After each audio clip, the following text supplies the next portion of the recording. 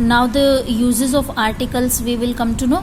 Uses of article, जैसे a N को माना जाता है इंडेफिनेट आर्टिकल्स, और दा क्या होता है, दा जैसे यहाँ पे है इंडेफिनेट आर्टिकल होता है दा। दा का यूज हम हर उस नाउन के सामने करेंगे जो नाउन हमारे लिए स्पेसिफिक है। We use before a particular person और थिंग। दा का यूज़ क्या है, कोई पर्टिकुलर पर्सन या थिंग आपके पास है तो उसके पास आप दा का यूज़ करेंगे। और ऑन द कंट्रेरी, अगर आपके पास कोई इंडेफिनेट चीज़ है उसके लिए आप ए और एन का यूज़ करेंगे। और ए एन यू के यूज़ के लिए ये भी कह सकते हैं कि जब भी कभी हम किसी भी पर्सन को या थिंग को फर्स्ट टाइम रेफ़र करते हैं तो वहाँ पर भी ए और एन का यूज़ किया जा सकता है।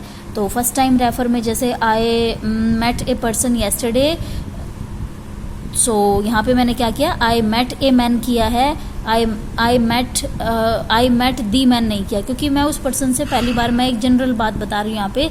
लेकिन अगर मैं सेम सेंटेंस कहूँ, जैसे I met the man who was asking about you, I met the man who was asking about you, तो यहाँ पे मैंने मैन को मैन के सामने दा लगाया, क्यों, क्योंकि ये वही पर्टिकुलर आदमी है जो तुम्हारे बारे में पूछ रहा था।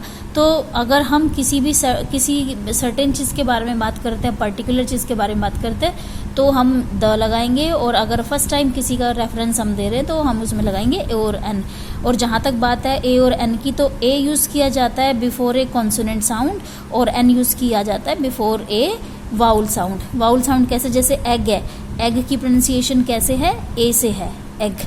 तो ए क्या है, वाउल साउंड है। एलिफेंट है, वाउल साउंड है। आवर एच है लेकिन साउंड आ की है, तो फिर से एक वाउल साउंड है। ऑरेंज है, वाउल साउंड है। तो वाउल साउंड जहाँ पर हो और कोई चीज़ पर्टिकुलरली मतलब फर्स्ट टाइम रेफ़र कर रहे हो तो हम उसमें एन लगाएंगे।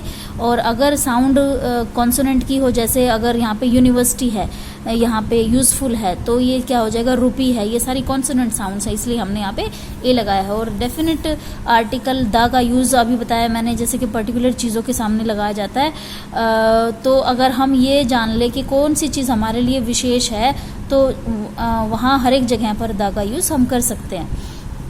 और इसके अलावा ये दिया हुआ है कि जैसे ओशन और सीज़ के नाम के सामने, रिवर्स के साथ, कैनाल्स के साथ, डेजर्ट्स के साथ, ग्रुप ऑफ आइलैंड्स के साथ, माउंटेन रेंजेस के साथ, और कंट्रीज़ के नाम के साथ भी कुछ कंट्रीज़ के नाम है, जैसे the USA, the Republic of Korea, the Hague etcetera. और ये है before the name of religious और माइथोलॉजिकल बुक्स। और यहाँ पे द सन, द मून, और यहाँ पे है द ग्रेट सीजर। कोई यहाँ पे अगर before a proper noun we will use it when it is qualified by an adjective और ए डिफाइनिंग एडजेक्टिव क्लोज।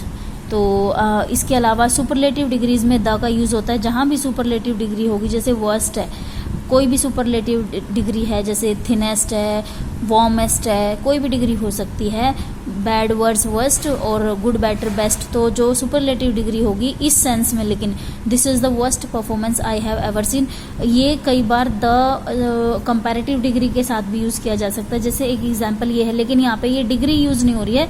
इस टाइप के सेंटेंसेस जो होंगे, जैसे the more money we have, the more we want, तो इस टाइप का अगर कोई है, जैसे हम कहते हैं द सूनर द बेटर, तो ये जो टाइप है ये कंपैरेटिव डिग्री को शो नहीं कर रहा, ये एक मोर का अलग ही यूज़ यहाँ पे हो रहा है। तो इस टाइप के यूज़ में भी हम द का यूज़ करते हैं।